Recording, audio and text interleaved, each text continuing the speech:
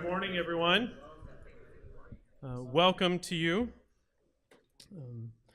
I am a pastor's kid of a pastor's kid. Any other PKs out there this morning? Right on. I grew up in Nashville, Tennessee, and have this vivid memory of the man who was my pastor, Millard Reed, growing up in Nashville.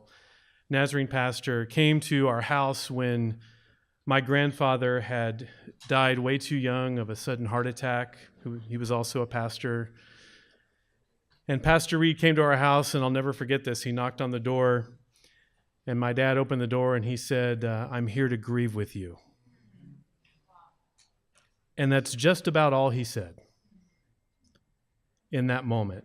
And then he was that ministry of presence that pastors uniquely are in the lives of people that you shepherd. I have the privilege of being the executive director of the Center for Vocational Ministry here at APU, which exists to cultivate resilience in ministry leaders through formational research, resources, and relationships. And you have some information about our center in your little packet that you received, and we want to journey with you beyond today if you're not connected to us already. If we can support you, not only as you journey with folks in your congregation, and people call their pastors first, don't they? I'm sort of a dually credentialed person, ordained, have some years in pastoral ministry, and also a clinical psychologist, and believe in therapy, good therapy. But that's not who people call first, is it? When there's been a trauma, a loss, something they're grieving, they call you. And so I was thrilled to partner with Forest Lawn in this event to come alongside you as you are coming alongside those that you care about and uniquely journeying with them through grief processes that can sometimes be complex and long and difficult. And so we want to think together today about how do we receive the encouragement the Lord would have for all of us. Amen. Let me just make a couple of announcements as we get into the morning. First things first, you do have a little desk on your arm if you need to pull that out so you have something to write on, take notes on. The outline of the presentation this morning is in your packet. It's in the APU folder that is in there so you can follow along with Harold Ivan as he presents to us this morning. First things first, restrooms, should you need them. If you go out these back doors, go to your left, back in the back corner, and then take a right. You'll see restrooms right there. And we will take a break somewhere in the middle here this morning before lunch, and then we'll have an incredible panel discussion after lunch that you'll want to stay for as well. I do want to express a huge thank you to Forest Lawn. They are the sponsor of this event. They came to us and said, we would like to cover the expense of hosting an event for pastors to train them in some of the best thinking and best resources around grief process. And so I'm really grateful to them. Reverend Galen Gobin, who is here from Forest Lawn, would you just stand real quick? Would you thank him? Yeah. You'll be hearing from him quite a bit later on in the day, but thank you, Galen, so much. It's just been a joy to plan this with him and to have Forest Lawn extend their ministry.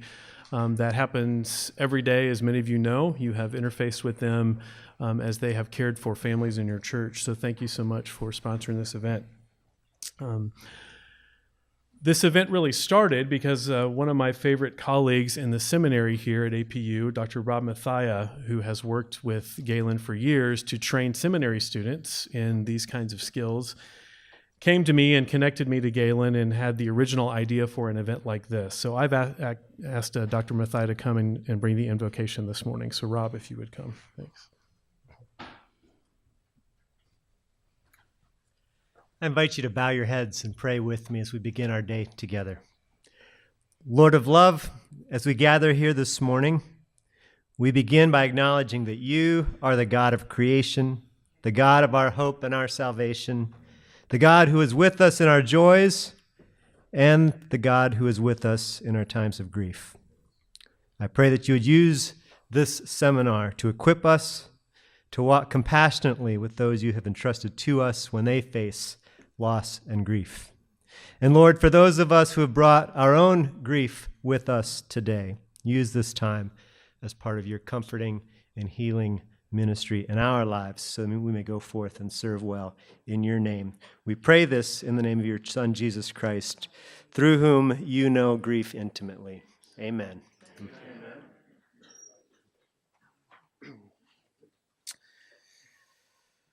Well, and with that, I have the great privilege to introduce our keynote speaker for the day. Reverend Dr. Harold Ivan Smith has known me since junior high. Since I was in junior high, I should clarify that. And so it really is a privilege to introduce one of my favorite people in the world and a ministry hero for me, truly. Harold Ivan Smith is a grief specialist on the teaching faculty of St. Luke's Hospital in Kansas City, Missouri. He's been there for 18 years.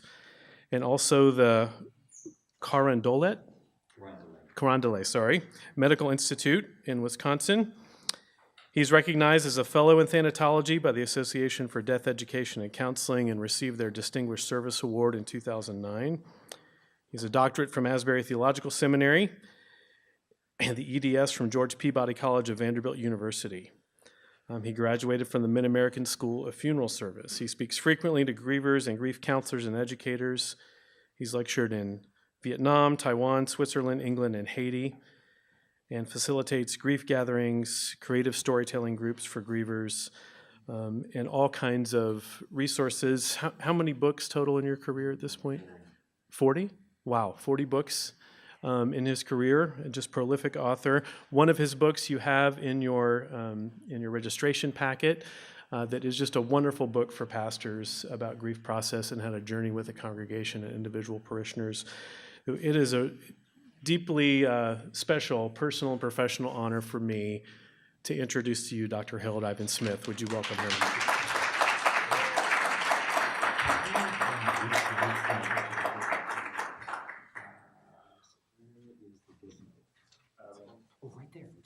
Yesterday in LA traffic, I see why we need more counselors out here after LA traffic. But I'm delighted to be here. It's a delight to be with Chris again, to watch his achievements from junior high. Not everybody in junior high turned out as well, you know. Some of them could have learned from Chris and still can. You know. But I'm delighted to be here today. Now, I start my presentations in what may seem like a little unusual way. I love children's books. So I'm going to read at least two today. But the first one is called The Invisible String. And I know initially you maybe go, what in the world is that about? But hopefully it will hook you. It's called The Invisible String by Patrice Cars. Lisa and Jeremy, the twins, were asleep one calm and quiet night.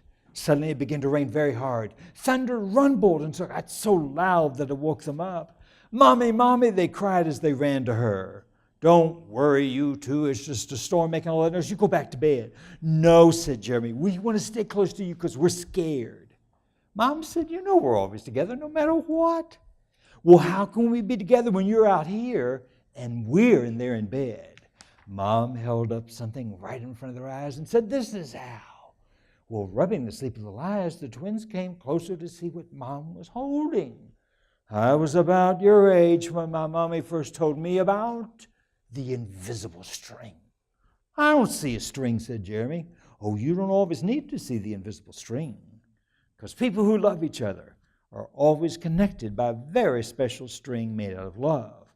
"Well, if you can't see it, how do you know it's there?" asked Lisa. "Oh, even though you can't see it with your eyes, you can feel it with your heart. Know you're always connected to everyone you love. So when you're at school and you miss me, your love travels all the way along the string until we feel a tug on our heart. And when you tug it right back, we feel on our hearts," said Jeremy. "Well, does Jasper the cat have an invisible string?" "She sure does," says Mom. "What about best friends like me and Lucy?" "Oh, yeah, best friends too." "How far can the string reach?" "Anywhere and everywhere," Mom said. "Well, would it reach me if I were a submarine captain deep in the ocean?" "Yes," Mom said, "even there." "What if I were a mountain climber?" "Even there."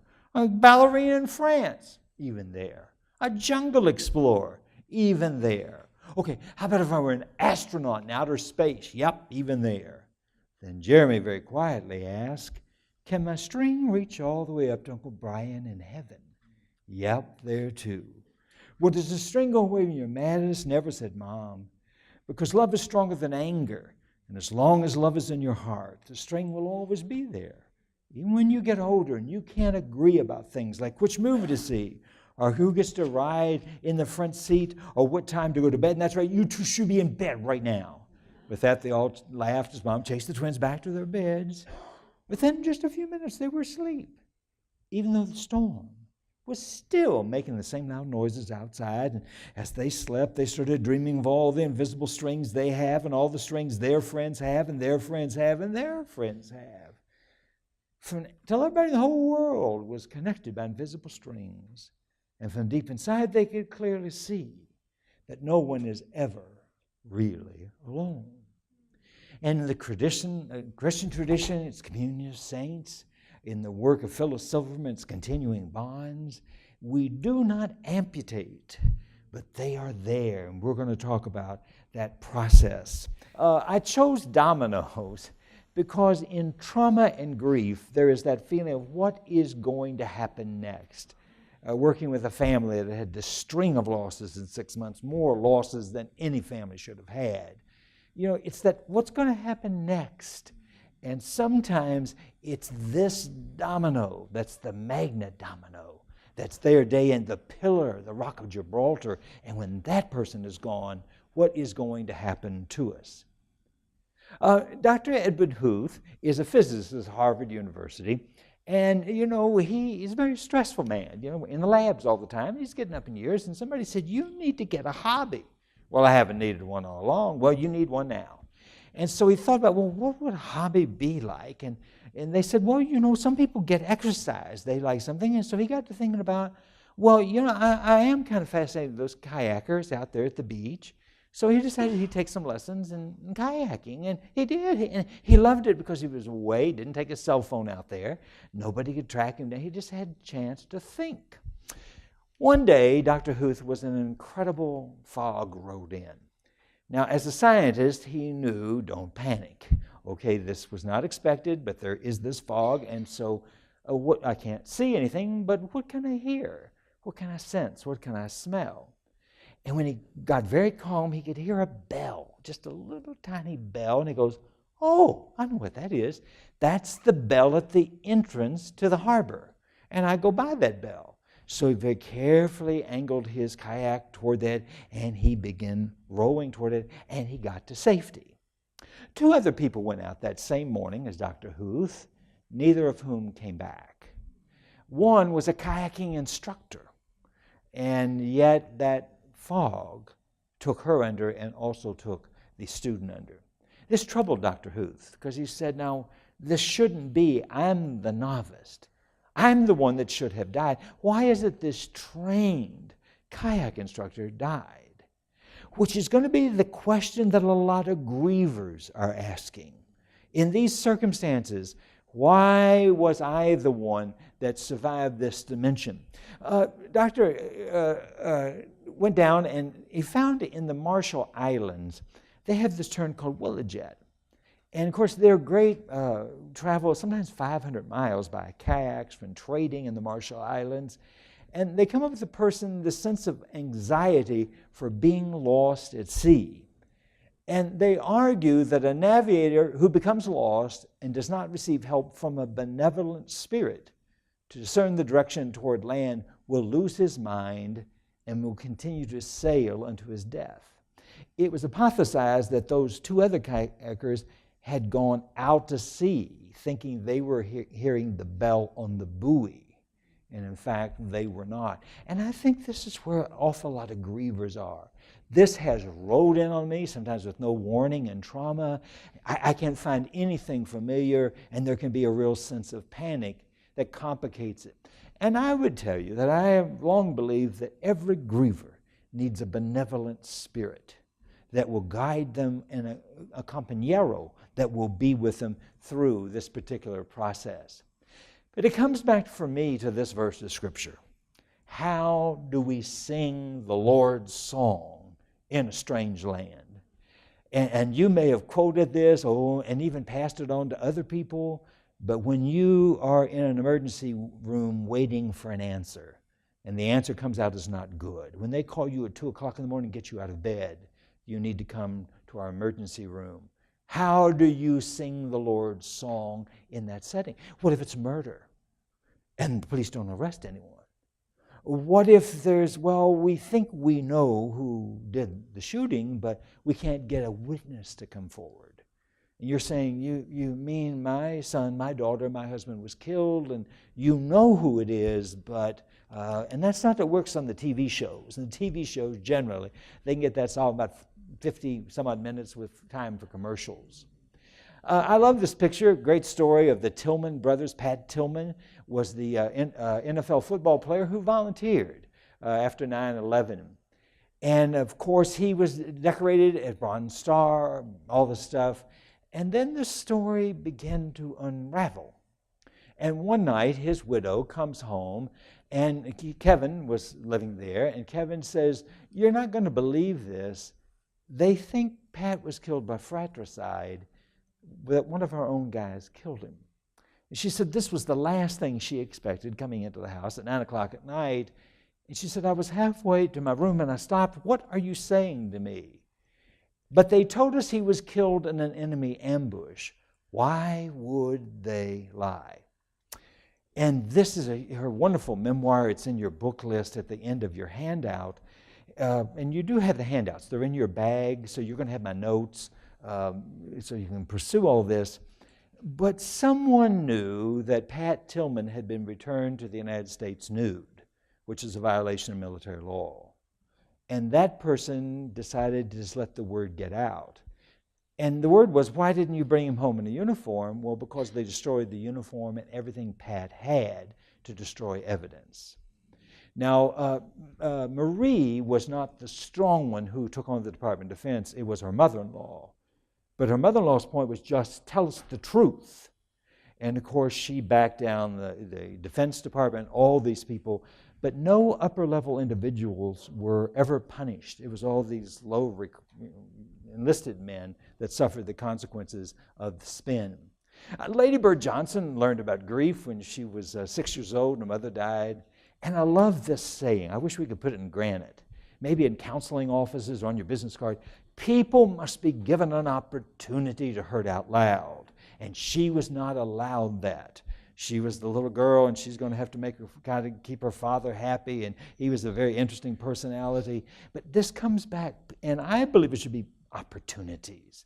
People must be given opportunities to hurt out loud without somebody rushing up. You know, my program at St. Luke's in 18 years, we've never allowed Kleenex in our program. Never had a box of Kleenex. And you see people looking, where's the Kleenex? There's a hospital, a grief group, there's got to be Kleenex somewhere.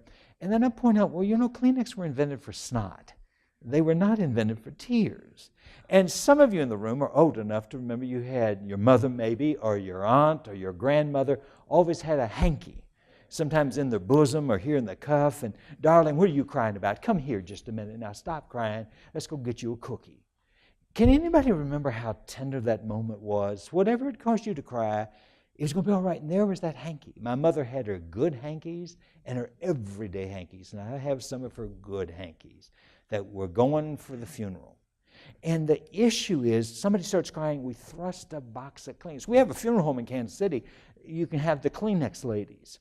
And they're $50 for the funeral, and they have Kleenex strapped on their hands. And they just wander up and down the rows through the church, and people are, and it's not a very beautiful moment, but nevertheless people go, boy, I wish they'd had that in my funeral home, that sense. But there's these two daunting questions. What else will change? And I'm hoping you're going to hear about soon. Galen has written the most wonderful paper for his doctoral work at Fuller. That's really about this idea, because Galen shows us that we don't have as much control as we think we do. We like to believe we can make things happen, but in reality, some of us can't make everything happen the way we want. But now, what can I believe in? What is that I can believe in, that I can continue to believe in? Now, it's easy to quote this, God is our refuge and strength and ever-present help in time of trouble. and that's been set to music, and well, that's what I believe, God, or nothing's going to happen to me, but that God is going to see me through. Even though the mountains go into the sea, it's going to be all right. It's just going to work out well. A dentist class who studied the role of religion and grief came up with a statement, in counseling we see people for whom the fear of death is linked to the fear of punishment for real or imagined shortcomings. They may not tell you in the first session, second session, but you begin to think there's something else going on, a little bit deeper. This idea of, it was something I did or I didn't do, that whole worldview that we like of control. Grieving, we're going to find out, is very complicated for 4 particular groups of individuals. The first is grievers who believe or fear that God is punishing them. And all kinds of reasons. I grew up in the era of wild preaching, and we had evangelists come 2 or 3 times a year, and they were wilder than our pastor.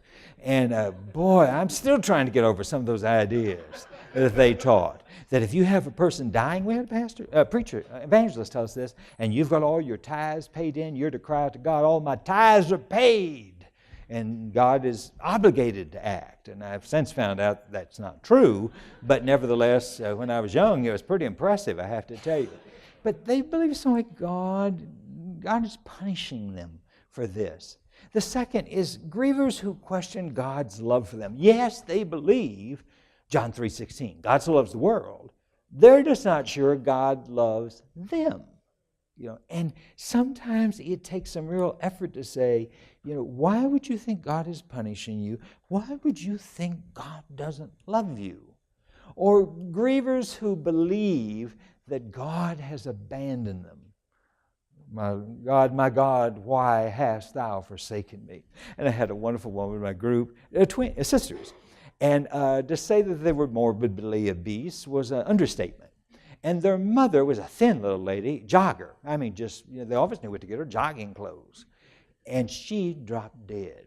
Well, one of the things she had said to her 2 girls, if you 2 girls don't lose weight, I'm going to bury both of your fat. And she completed the sentence. Well, at the visitation, one of them, Sheila, just happened to ask, I want to know why God took my mama. And the preacher's wife got on her. It's none of your business why God took Sister Gwen, and you better get right with God. He's going to take you too. And now she is sobbing, and I just want to know why God took my mother. Now, I don't like the phrase that God takes. I like the phrase God received. But going around the idea God's taking, that doesn't work for me.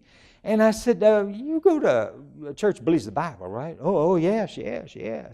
And let me guess, some of your mother's lady friends have called because you haven't been back to church since. Yeah, they call, your mom is embarrassed about you not being in church every Sunday and all this. And I said, no, if something's in the Bible in your church, that means you ought to pay attention to it. Yes. All right, Sheila, I need to ask you a question. Who said, my God, why have you forsaken me? And she said, Jesus said it. I said, well, Sheila, if Jesus said it, looks like you ought to be able to say it.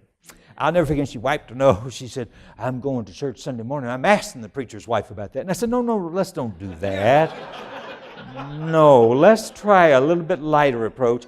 Call the pastor's wife, ask her to meet you at Starbucks, and you can have dialogue, and you don't need to up the... But she got well. It's one of the few things I call a miracle. For she understood that if Jesus can, I can ask why. And her issue was, look at me, how much I weigh. And look at my mother. She brought me pictures of her mother. So how come she dies? And I go, well, this is why it's a mystery. The fourth is that grievers who feel abandoned by their religious community. Harold Koenig at Duke, who studies gerontology and faith, says this is the thing that troubles him most. If you become what they call the shut-ins, you can't get to church, you can't drive, then you're out here kind of on the margins of the spiritual community. And I say this, there's a growth in the church of people who aren't really interested in old people, and your ideas especially about the church music, there's a church somewhere else you can go to. And so they feel abandoned, sometimes by the very people that came there and said, now, if there's anything we can do, now you just call us. You just call us now if there's anything to do. And I tell people, you know, the promises made in funeral homes aren't worth much. Matter of fact, I wish we could have a notary sitting right there by the casket or the urn. And when they go into that talk, step right over here a minute. Let's get this. Okay, here I got a coupon. And I tell them the coupon dates have expired. People say things like that because they don't know what to say. I want to recommend a new book. I could not put this down. I kept telling myself, I don't have time to read this. I've got this to prepare for. I've got Azusa to prepare. And I heard her on NPR with Terry Gross. Kate Bauer is a professor of American history, religious history at Duke, and she has stage 4 colon cancer. Her doctoral dissertation was in the prosperity gospel in churches, how that happened. And some of her friends in the prosperity gospel are not real excited about, well, you just haven't trusted God enough. Or you've gotten away from the way you trusted in God when you came to our church and, you know, all this. And this, it reads, well, it's a page turner, you know, of how does this happen when God doesn't hear your prayer, or you've got a prayer chain. You've sent this out an email, 9,376 people are praying, and it doesn't. What do you do then? Can God's grace walk you through when you would like a different solution? And she has a young son, and she's just pleading with God, don't let my son grow up without me, you know, without a mother. It's a marvelous, marvelous book. You know, people say, I can't believe it. And there are people who are not at all taken with Kubler-Ross's, you know, this accepting. You got to accept it. And there's some other A words, absorbing it. Can you accept it? No, probably can't. And some men who have lost children have said to me, I can accept that he's dead. I can't accept the way he died. Much like what Marie Tillman's saying. I can't, just tell us the truth of how he actually died. But there's also accommodating. I'm going to give this some space. I don't like it. I don't accept it. But I am going to accommodate it in my belief system, assimilating. And then the idea of advocating. This is the thing that fascinates me about Mothers Against Drunk Drivers. You know, when they started, everybody said, these ladies are really kind of nice. Isn't it wonderful that, yeah, you go do this. Nobody thought they weren't going to give up till they got what they wanted. And we're seeing this with some of these young people in Parkland, down in Florida. These answers from the legislators are not the answers they are looking for. You know, you've got to do something about this. And the answer, of course, is very difficult for us to ascertain, but these youth are saying something has to be done. Bill Hoy, some of you know Bill, wonderful thinker at Baylor. Grief is a process of adaptation whereby one finds a way to assimilate the loss and to live in light of radically altered circumstances. And that is critical. You know, that when these losses happen, these parents in Parkland are having to say, I'm not going to a graduation this spring. I'm not taking my kid off to a college. You know, all those things, we're not going to have the graduation party in the house like we had for the other kids. And so in these radically altered circumstances that I didn't volunteer for, how do I live with what is radically altered? And thinking back to the dominoes, what else might now happen? This can't be happening to me. Jerry Reed, country music singer, did that wonderful song, This Can't Be Happening to Me. Well, yeah, it is happening to you. It is, in fact, happening to you. But then you would get this question, well, why me? Why us? Why now? Why this particular way? I just buried a beautiful little boy. Consequences of medical malpractice. And just struggling to try to walk this family just a little bit further on their path. You know, he started out normal like any boy. And it just a series of consequences. And this mother blames herself. I should have stayed right there. I should have been right there on them so that this could not have happened. And it's going to take some work for her to come to a place to saying these things happen even in very well hospitals. Traumatic grief, I think in particular, assaults our assumptive world. And I love these blocks because some of us have done a really good job of building these, and some of us have those big concrete assumptive world. Oh, this is the way the world works, and I'm fine behind my world. But what John Bowlby says is it's going to hit a significant part of your identity, who you are. And then when this assumptive world starts kind of wobbling, what is going to happen? And that prop of your self-esteem, where it's your money, whatever it is, my health, the person that's the jogger and drops dead. And here's his brother, overweight, eats at McDonald's every day, and he doesn't seem to have any health problems. So how does that work? It takes away that prop. I've had cancer surgery this year, and that's been an interesting experience, when they're telling you this, no, I don't have that. Well, yeah, you do. And you go, is that, that's happened. And I go, well, I'm the age, I've made it this long without it, so I guess I just picked my number.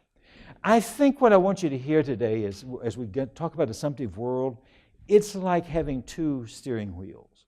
So some grievers, especially in trauma, are grieving for the death. They're also grieving for the loss of their assumptive world. That was the way the world worked. So now my child, my wife, whatever's dead, but now I've got to grieve for these assumptions because I invested in these. This is what I have been taught.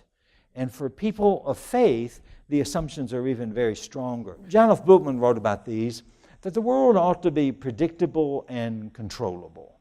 That we like that sense, that, yeah, every once in a while something happens, but basically the world's very predictable. And the world is meaningful. Remember Viktor Frankl? You can survive anything if you just know there's meaning. And we're going to find in just a minute, in some of these traumas, there's no meaning to be found. It's beyond meaning. It ought to operate according to principles of fairness and justice. What are you telling me? My 18-year-old was shot to death, and they copped a plea, and that person that shot him is only going to spend 6 or 7 years in jail? Yeah, because it's the logistics of how much it costs to conduct a capital murder trial in California, any state. So this is what we do. And you weren't party to that. And you go, well, they're going to be out back on the streets in 8 years. And my child is not going to be at my dinner table, not going to be there at Christmas. How is that fair? How is that just? Keep individuals basically safe and secure. If you're not standing in 8 inches of water in the bathtub drying your hair, you're probably going to be safe. There's not much chance of electrical response. And so that's why we look in the back seat. That's why when you go to the mall, you don't say, where's the darkest part of the mall so I can park there? So my faith is going to be so much stronger. We have all the, if you pay attention, you're supposed to be able to survive. But then we get to this one, that people are trustable. Oh, do you want to believe that? How much do you want to find out? A wonderful elderly widow church woman said to me, all those people from the church showed up at the funeral home. My husband died. Oh, you just call me now. We're going to be there for. And she said, where are those people? And she said, when you get to be a widow at my age, you find out who your friends are. And I thought it'd be therapeutic to try to challenge that. And boy, she had that finger in my face. You will find out who your friends are at this point of life. Ken Doka, who's written so much in the world of grief, talks about the loss of one's stable assumptive world can be one of the most enduring and painful aspects. I thought, especially if you were made to look. And the people who said, we went to Mayo Clinic, we went to MD Anderson, we went here, we went this, we did all these things, and yet they still ended up dying. Oh, and you've worked with, my kid's a good kid. Was already admitted to college in the fall, and now he's dead. And we had these drive-by shootings in Kansas City where they just start shooting, and we've had babies killed, we've had young adults. It's just beyond comprehension. One mother said, I didn't let him run the streets at night. He went nuts with me sometimes, but you are going to be here. I'm your mama. If I have to come looking for you, it's going to be trouble. And she said, what good did that do? He's dead. Grief may challenge assumptions about the medical community. You need to go to such and such. In Kansas City, we have these billboards about St. Luke's, where I'm on staff. And if you got a heart problem, come to St. Luke's. If you got this or that, come to St. Luke's. And one woman told me, Dr. Smith, if St. Luke's maybe spent more money on patient care than all those billboards, my husband would not have died here. And I said, thank you for feeling free to share that. You know, I'm sure the CEO would really like to hear that, but thank you for trusting me with that statement. Well, we went to this hospital, we went to that hospital. And the escalating crisis we have now is the number of rural hospitals that are closing. They cannot stay. In the Boot Hill of Missouri, we had a little hospital there. It closed. By the time they got the man to the nearest hospital, 51 minutes away, he was dead. If that little hospital had been open, he would have probably been all right, young man. But he died because it was 51 minutes away where help was. Grief may be challenged assumptions about police and justice, and I don't have to give a lot of explanations about that, but police tape. You can't get into your own house because it's a crime scene investigation. And so you're standing in the street, realizing the neighbors are looking out the window, and your world has turned upside down. Dylan Klebold's mother writes about this so incredibly powerfully, that we're standing in the dark, it's beginning to rain, and we have no earthly idea what is next. And finally, they allowed us to go in and get medicines and grab some pajamas and that sort of thing, and escorted us back out. And where are we going? And we're the Klebolds. We are the parents of a mass murderer. So who's going to want to offer us hospitality in this particular time? And the grief may challenge assumptions about friends. People you swore were going to be there for you because you were there for them. And you don't hear from them. And then one woman asked me, well, how long should I wait before I call them? And I said, well, how long has it been? 6 months. I said, I think they've already signaled an answer to you.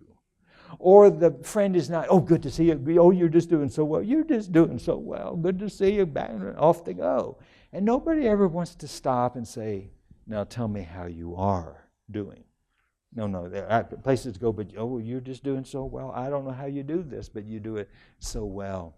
It may challenge assumptions about God, the omnipotence of God. If God is all-knowing, why did this happen? And I sometimes have to tell people, I will offer hospitality to your questions, but I probably can't come up with many answers because this is the great mystery. And yes, I've got 2 doctorates in religion, but I still can't navigate some of these. But you tell me what this feels like to you. I love this picture because I remember this experience from your childhood, blowing bubbles and bigger, and then it pops and you're peeling it off. I think that's what some people's, the collapse of their worldview is like. We had it so well for so long, and now we're having to learn things that happen to other people. Well, the idea of a stable world equals a predictable God. This is what God does. And, you know, we sang that song. We haven't sang it in a while. He's got the whole world in his hands. He got you and me, brother, all this. Really? God has got the whole world in his hands? Try telling that those Syrians, those mothers who, there's no food. There's no nothing for those kids. And the combatants can't agree about even letting supplies into them. Oh, he's got the whole world in his hand. Yeah. He's got you and me, brother. And how do you do that? Because for some of us, we have sung our theology since childhood. That's a deep part of what we believe is that some of those old hymns really capture it. And so does he have the whole world in his hands? Or maybe he's got 98% of the world in his hands. This is the one that's the gotcha phrase. He will give his angels charge over you to keep you in all your ways. So where was the God of the 91st Psalm when God did not come through? If we have that belief, everybody's got guardian angels and all those kind of things. Is it possible you've got a guardian angel that's a klutz? Is it possible you have a guardian angel who graduated just barely? They averaged the grade and got him through. Are that guardian angel's been on probation and screwed up a couple times, and this was a new chance and screwed up again? Because this is Scripture. He will give his angels charge over you.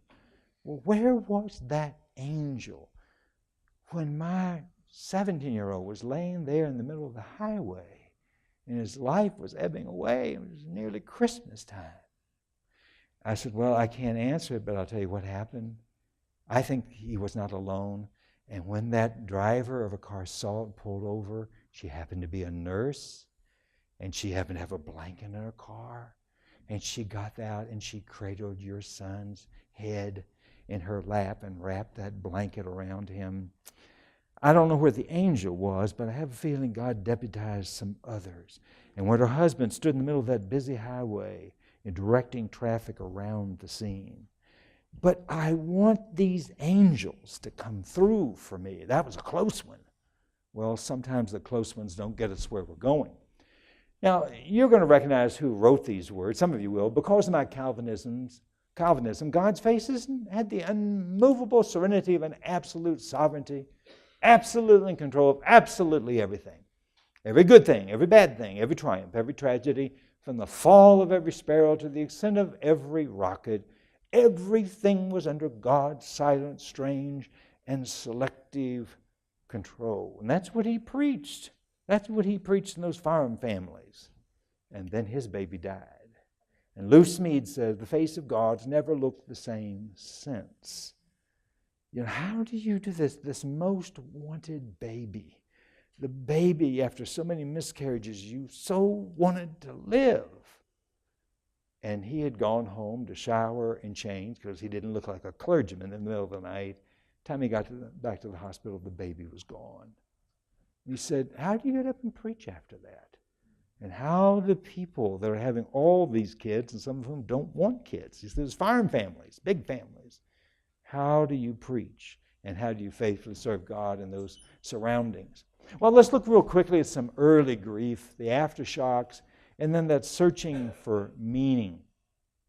Robert Niemeyer has said that every provisional meaning of the death tends to be revised as the reality of the living with the loss raises new questions and undermines old answers. In the South, I don't know if you'd sing it in California, we sang, we will understand it better by and by. For some people, it takes a lot of by and by, and some of them never get an answer. It just does not happen. One of my friends says, God, heaven's going to have to last a long time because I have so many questions I want to ask. But this sense of this was kind of okay initially, and this is one of the girls from Parkland, but long term, how as more details come up about the shooter, how do we begin to deal with those details that begin influencing, like adding elements into something you're baking or something you're making? What elements do you add into the stew, and suddenly how does it complicate it? There is the initial. And in early statements, there's not much we know, we can't tell much, you want to know something. Well, yeah, but this is what we know for a fact. There's the linear. This goes on and on. Sometimes it goes to trial. You find out things you didn't know. And people are surprised to learn the purpose of the defense lawyer is to get this client off. It is not about justice. And you're hearing things, or there are accusations about your son, your daughter, your husband, your wife, the circumstances of the death, that suddenly you're going, oh my, it may be linear. Cyclical. Sometimes people go, it's about the spring of the year. There's something about, and the people that don't always associate, but they're coming back to a particular period. It was about this time, and sometimes weather can really generate those kinds of feelings. Then there's anniversary, the anniversary of the Mexico City earthquake. And this goes back to the earthquake San Francisco has had. And this is an important thing. I believe in borrowing from other world traditions, so you're going to hear several of these in our second component this morning. But the Jewish people deal with yahrzeit. And these are little yahrzeit memorial candles, and you light those on the anniversary of the death. And they're designed to burn 24 hours. Now, we at St. Luke's give these out to non-Jewish people because we go something old, something new, something borrowed, something true. These are about $1.29. And for some people, it's that official permission to remember the anniversary. And somebody's probably saying, now stay busy that day. Try not to think about it. Just do. And the people of Jewish faith say, what kind of thinking is that? Light this candle and deliberately remember. I had one very powerful theologian, elderly, and his wife died. And he said, there's nothing in my tradition that deals with the anniversary. And he was coming up on that anniversary and said, you sent me that yahrzeit candle and said, borrow this and use this. And he said, at my age, you get up a lot as a man during the night to go to the bathroom. And he said, every time I saw in the dark that candle flickering, I realized it was okay for me to have this fresh season of grief for missing her. It can be rebooted. This is from Newtown, but what was it like for people who experienced Newtown to be watching the scenes of Parkland?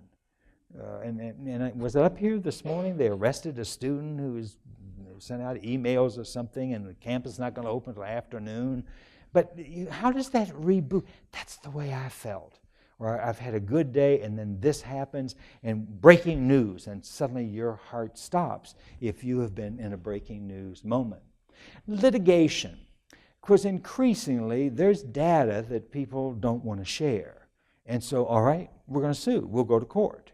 That was the surprise. The Defense Department thought they could bluff Marie Tillman and Mary, Pat's mother. They thought they could bluff them. And they had never met a tiger mother and who wants to know how my son died. And she finally said, stop lying to me. You tell me the truth. I can handle the truth. I'm just tired of your lies. Well, then other mothers be, well, this is the way they told us my son died. And could there have been something there? And then suddenly a lot of issues are popping up. But you can get a lawsuit. And I tell people, yes, you can sue. You, in fact, that's your legal prerogative. Are you aware this may drag on for years? It may get a decision. It could be thrown out on appeal. Are you prepared? What if your brother decides he's going to take cash? They offer him settlement, and he's out of the lawsuit, and you're left in this lawsuit by yourself.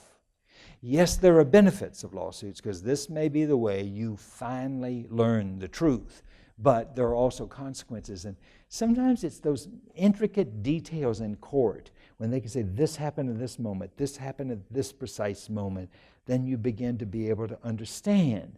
And sometimes you just need to, well, it gets me a little further down. It's not the complete understanding, but it's a fragment.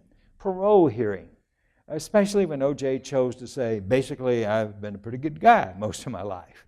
Well, why are you in a parole hearing, if that factor? And what was it like for the Browns? What was it like to see this? What was that whole experience like? And sometimes it's about fighting parole. We're writing letters to every member of the parole board, every member of the legislature that we know, to say, this guy is coming up for parole, this woman's coming up for parole, and you got to keep them there until they die or whatever.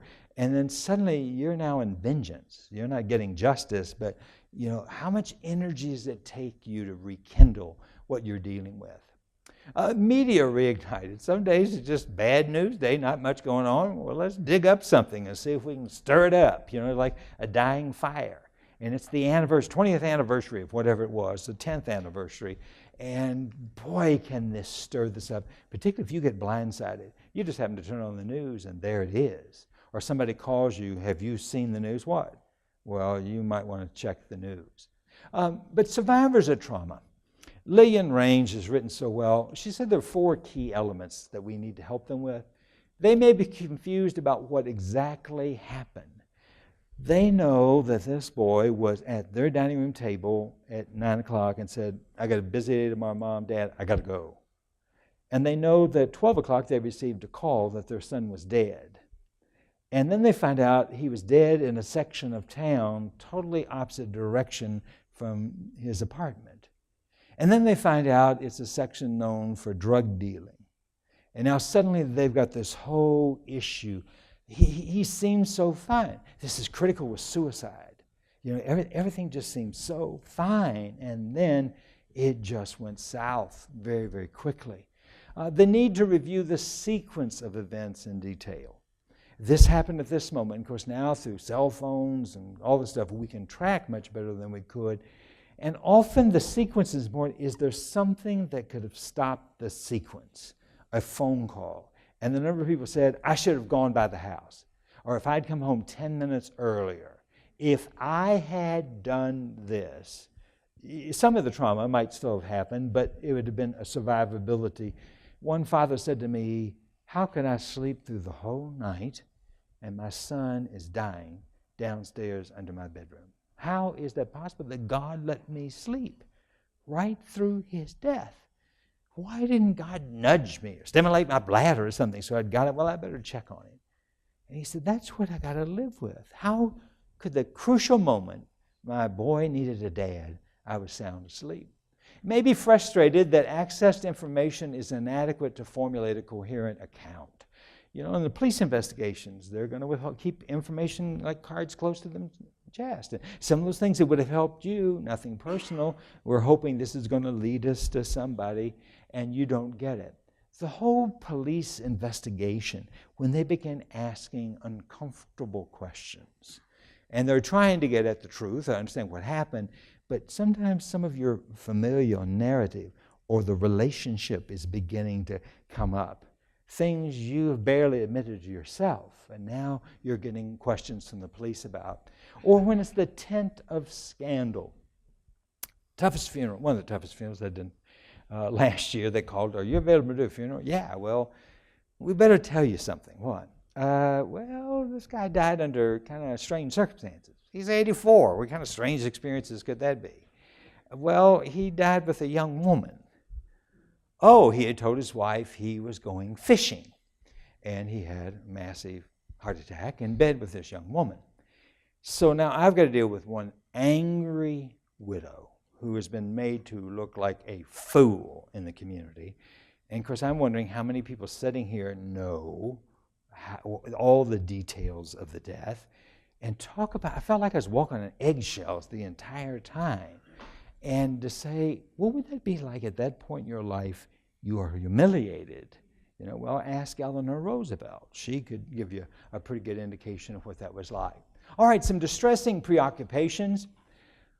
Sometimes it's regarding the traumatic nature of the death. If they bleed out. If someone had happened on that section of road or somebody had come by, could they have offered some kind of first aid, stopped? This morning on the news, there was that little boy that the dad apparently slammed him up against the wall, and by the time the police get there, he's not breathing, and the policeman does CPR, and the little guy lives. Aren't you glad that policeman arrived at just that particular moment? Well, what if it wasn't at that particular moment? The child was pronounced dead. The nature, is there something that could have stopped it? And sometimes these are split-second things. I worked with a family that said, if we had just stopped to go to the bathroom, but my husband was hurried, come on, we got to go now. And they were in the intersection at this precise wrong moment. And his two boys and his wife died. So he's living with, I should have gone to the bathroom. And then later he goes, you know, I just now thought of this. The boys wanted to get ice cream. And I said, no, let's get home. We got ice cream home. Let's get home. And I could have made a decision that would have altered that in that split second. And this is what torments people. You know, when they can't make sense of it, especially engineering. Have any of you worked with grieving engineers? Oh, volunteer to do that. You know, put a sign up. I'm looking for engineers where everything is black and white, and they just cause you to trust the Lord more than you're just kind of going, Lord, I know you love this person. I'm trying, but this is not going very well. The deceased's last moments, were they aware that they were dying? What were they thinking? Were they thinking of a wife? Were they thinking of their children? What was going on in those last moments? Can they want to reconstruct them? Sometimes when they have called on a cell phone, Mom, I just want to tell you this looks bad, but I'm going to be all right. Now, don't you get upset. And some of those people have cherished those messages because their kids were okay. But some of them have to realize the last call they got was the last call their loved one made. Or the malicious suffering that they were shot so many times.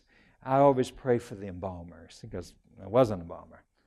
And to know what they face when they walk into those embalming rooms, like in Parkland, where these kids are just literally shot to pieces. And here's the mother going, I want to see my baby. No, ma'am, you don't. Yeah, I want to see my baby. And the embalmers who work and work and work to try to give something of a better view to them. Or just that somebody deliberately intentioned. They told him, here's my wallet, take my wallet, here's my money, and they shot him anyway. That sense of maliciousness, it did not have to happen. These trouble us. And then for many, it's the state of the soul with God. This becomes very, very important. Were they ready to meet their master? All those cliches, or sayings we have. For some people, this is critical. And sometimes at St. Luke's, we have difficulty getting a priest to come to St. Luke's. Saturday night, good luck. And often they will ask, are they a member of my parish? No, but they want a priest. And some of these people are long-term Catholics. They're alienated from the church, haven't been to Mass in years, but they want the last rites. And you go, well, the Catholic Church does it a little bit differently now. Well, this is the moment they want to see a priest. And so we now have a retired priest who lives in an apartment right by the hospital, so they can be there for that particular moment. This picture is a beautiful picture of Jackie Kennedy. She was pregnant. If you look kind of closely, you can see a little bit of extension of her stomach. Beautiful moment. This haunted Rose Kennedy. Rose Kennedy was convinced that John Kennedy went to hell. And even Jackie was reasonably certain that it happened because of all the things that were going on in the marriage. But Jack Kennedy certainly wasn't an ideal Catholic. He did appearances at Mass time for the photographers. At the John F. Kennedy Presidential Library, where I worked in Boston, I was through one day, and yet my plane was still 3 hours, and so I was looking, and I saw this thing, Rose Kennedy's Little Black Book. And I thought, wonder what that is. So I went to the archivist. It says Rose Kennedy's Little Black Book. What is that? He said, it is Rose Kennedy's Little Black Book. Well, can I see it? Well, fill out the paperwork. Maybe 30 minutes later, they brought it to my desk. I started through it and went, I got to copy this. And I started running that thing through the photocopiers, and I made like 7 copies. So if I lost a copy, because she and God had it out when Robert Kennedy died. You know, you have taken 3 of my brightest children. You have left me with a retarded girl. You have left me with a husband that can do nothing, and now you've taken Bobby. What have we Kennedys ever done to you to get treatment like this? Now, I had the image of Rose Kennedy goes to Mass every day, nice kind of older lady, and she and God duked it out. Now, with her, John, she went to see a priest. They talked, and he said, Rose, is it possible that God is more just and merciful than you are? He said, God looked at your son's entire life, and it was pleasing to God. You've got to trust God with your son. And it took her a while to wrap her mind around that, but very critical images. I love the Golden Gate Bridge. You know, those 2 great towers that lift 700 and some odd feet off. And I think it's an example of grief. And I know you were saying, boy, I hope he sure gets the dual hypothesis this morning. I hope he really gets into detail in the dual hypothesis. And if you don't, it's a beautiful thing. It's great tomorrow to drop into conversation. Yes, that reminds me of the dual hypothesis. Oh, you must have gone to that conference yesterday at Azusa. Yeah, well, that's why I brought it up, because I thought it sounded like it. But the dual hypothesis, one of the great ideas by Margaret Strobel and Hans Schutt, and some of us in the room are old enough to remember before air conditioning was widespread, we had those rotating fans. Remember how the fan started here and rotates, it pauses just a moment, and then it oscillates back. Well, Dr. Strobel says that's the way grief is. And you have 2 basic orientations.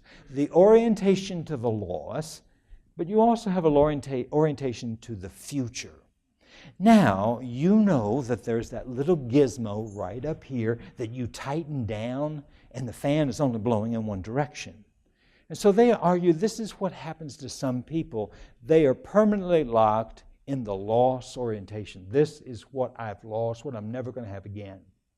There are others, maybe spouses or siblings, who are in the restoration. Nothing we can do about it. We can't cry over spilled milk, just for us to go on and live the best way we can, which makes beautiful interaction in a grieving family. And the healthy thing is to move from the loss to move to the restoration. Now, standing here right now, I can see most of you. But the more I start walking toward this wall over here, I'm losing you. And finally, I could get so close to that wall, the only thing I see is the color in the wall. And that's what happens with people who get locked in loss orientation. They are so permanently locked toward that past, they cannot see anything else. Now, Dr. Strobel argues if they work on loss and they turn toward restoration, they may be a little bit stronger as time goes on, and they go, I want to go back and take another look at what happened here. And so that's the healthy, and I have grievers at the hospital stand, and we do oscillation, because I want this idea to sink into them. They may not remember dual hypothesis, but they do remember we oscillate between the loss orientation and toward the restoration. The great threat, though, is the grief bypass. Some of you grew up in the years before we had interstates, and you'd be on some federal highway in the middle of nowhere, and you slow down to 30 miles an hour, 20 miles an hour, and you're always afraid the cop is behind the billboard or whatever, and your dad is getting irritated, and all of a sudden he sees the bypass sign. Hold on, kids! And he swerves to the left when we go out around, and we bypass the town. Now that's what some people want to do with grief. Yes, I know it's on my palate. Yes, I know it's right here. But I don't want to do, I want to take the bypass. I want to reject what's difficult or painful. It's not for us to ask why. No, God has his reasons, and it's not for us to know why. And so this is too painful. And of course, there are all kinds of substances now that can offer you a way to dodge the grief. Second is to grasp onto something solid for comfort and security. 7 people accepted the Lord at his funeral. So therefore, for 7 souls, it's worth it. Now, not everybody's going to really like that idea, but it's the sense of here's some I can grasp that some good, or it can be with organ transplants. Someone got his kidneys, someone got his corneas, and so here's something, this is bad, but here is at least a little bit of what I can hope for. To desensitize ourselves to avoid feeling the whole problem. Barbara Bush talks about all the people that told her when their daughter died, stay busy, Barbara, stay busy, just stay busy. Clean your house, clean it over again, clean it a 3rd time. Just stay busy so you don't have to think about this. And you're so tired, you just drop into bed at night and go to sleep. And there are people who desensitize themselves very much. And that can also be through alcohol, it can be through sex. And this sometimes creates problems for grieving couples who are not grieving in tandem. And one spouse does not go out to say, I want to commit adultery by 4 o'clock this afternoon. But they find somebody that listens to them. And they open up. And many of these affairs begin with the ears before they get to the genitals. And then how do you sort? Now we've got an affair to try to blend in to the tension of the family. And the last one is to embrace ways to avoid facing the rawness of grief. That rawness, the people that go and get everything out of that room, go in there and take, wallpaper, repaint it, turn it into a deck or a study, just get rid of all their stuff. Because that's going to be raw. Or the couples that close the bedroom door, the nursery door, and walk by it all the time, doors closed. All those kinds of things, because the rawness is so. I could not figure out why Harry and Bess Truman didn't have babies right away. It just drove me nuts. And of course, they're not around to tell us why. But, then I found out they had 3 miscarriages. When Margaret was born, they were so afraid she would be the 4th.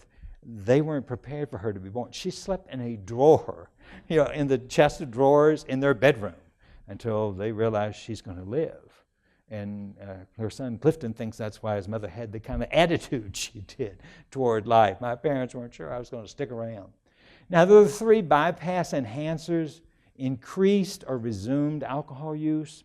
For people who have fought for recovery, they have worked so hard to realize X percentage of families in grief use alcohol as part of their rituals, whether that's coming home from the visitation, changing into comfortable clothes, polishing off 6-packs of beer, open bar, whatever it is. And so now how am I going to deal with that? It's one thing if I'm here in LA, but what if I fly back to Chicago and I don't have any friends back there, and this is pressure. Oh, have a drink. What's it going to hurt? And they've worked so hard for that recovery, and now it is stressed out. Abuse of prescription or illicit drugs. Give me something to take this away. We've had problems in hospice in Kansas with people raiding bathroom medicine cabinets, coming into the bedroom and rooting around trying to get meds. And then a dramatic deterioration in professional, occupational life. And you hear the statement, I wish you could have known them before their son died. I wish you could have known him before his wife died. There's something that's saying everything has changed dramatically. There are some wonderful corporations in this country who understand how to deal with grief. There are others, if you're in sales, you got to earn your keep. There's no income coming in unless you're out there hustling. And today that means halfway across the United States, halfway across the world. You just buried your wife, and you're getting on a plane at LAX to fly to Timbuktu to sell stuff to people. You're in a hotel room by yourself at 10 o'clock at night. You call back home, your children are crying or whatever. Do companies understand that? And the basic answer is no. No, they don't. You get 3 days or 5 days or whatever, but they expect you to come back hitting on all cylinders. How do you do that? It's just not quite possible. But a new idea from Sands, Stryer, I don't know it well, but I'm fascinated by it. It's called religious intensification, which is, growing up in the Nazarene tradition, we called it getting on fire for God. Oh, they're really on fire. They're on fire for God now. Well, yeah, after a funeral, yes. And where you get into this, that this has opened my eyes. And there was a deathbed conversion, not of the deceased, but of a son or daughter or grandchild that had been errant. And now they're really hyper into their religious experiences. And this can create some real stress with other family members. And sometimes the more orthodox they are in their religious practices, the more it irritates others. And then the vice of traumatizing. When I was a kid, my dad had this vice in the garage. I loved to play with the thing. Just spin it around, tighten it up, and you could pound nails into a board and it wouldn't move. And I think that's what Currier, Holland, and Niemeyer are saying, that there's a vice, particularly when it's suddenness and it's violence. It's one thing if you've been, we got this diagnosis, but when it's sudden, they're here 1 minute and they're gone the next. Those two are like the double punch. And there's evidence that the sheer violence of these losses has a delirious impact on the psychological functioning. And do any of you get this question? What kind of world do we live in where this thing could happen? And coming back from the cemetery Saturday afternoon, that's what the funeral director started hitting on me about. What is going on that's causing all this? And I said, well, how long we got? Well, until we get back to the funeral home. Well, I'll give you the quick answer in that case. Do you remember this powerful scene? Sonny has been shot, and here is the Don. And you see him riding that elevator down into the basement, and he pulls the cover back. And look what they've done to my boy. You remember how he is broken, and he turns to Guido and says, I want you to use all your powers. I do not want his mother to see him looking like this. You may have been the godfather, but you've still got a dead son on the bombing table. And I think that's what some people come to you to say. You're a psychologist, or you're a pastor, or you're a social worker, you're a bereavement counselor, and I want you to use all your powers to help my wife, my son, my child come out of this darkness. I need you to use all your powers. And you go, I will do what I can. And sometimes our powers are helpful and sometimes our powers are not. And then the traumatic impact on the body in the age of the prized beautiful bodies. I remember going in the embalming room and we had Miss Kentucky on the embalming table. And you go, beautiful woman, but that's not the way she looked on that embalming table. And all these people had seen her in all those pageants, and what could we do to try to get it close back to looking something like her? This is a man that was struck by lightning. And you go, how can you get struck by lightning? Well, guess what? He did. And Niemeyer and Jordan say the grief response can be further magnified at a social level as survivors find the horrific dimensions of the loss inexpressible to potentially supportive others or as important people in the bereaved person's life. And here's the way. Can I borrow your hand just a minute, Katie? Katie, I don't know what I would do if my child were killed. Now that's really helping Katie, isn't it? It's just a blessing to her. I wouldn't know what to do.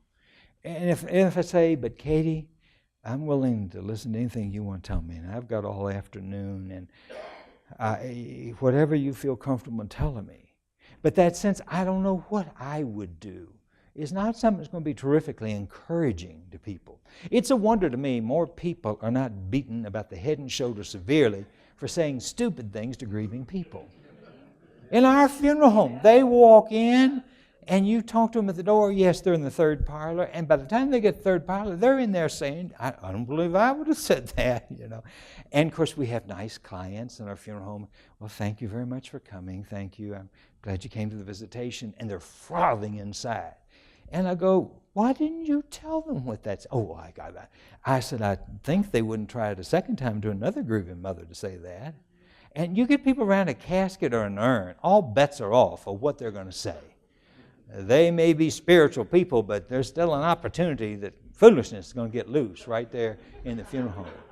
And then asking these questions. Did you view the body? I've got to tell you a quick story. I was teaching above Boston, and I showed this picture. I was talking about diversity and grief.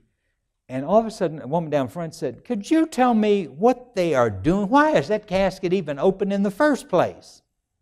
And out of the back of the room, I heard a woman go, who is that talking foolishness down front? I can't see who it is, but I want to see who it is talking so foolish. And I said, this is a great time to go to break. 15-minute break. All right, come back in 15 minutes. Now, this woman down front was talking about, we don't look at our dead. And this woman in the back can't understand. What do you mean? This is our beloved. Yes, we want to see them. We want to touch them. Yes, we want to do this.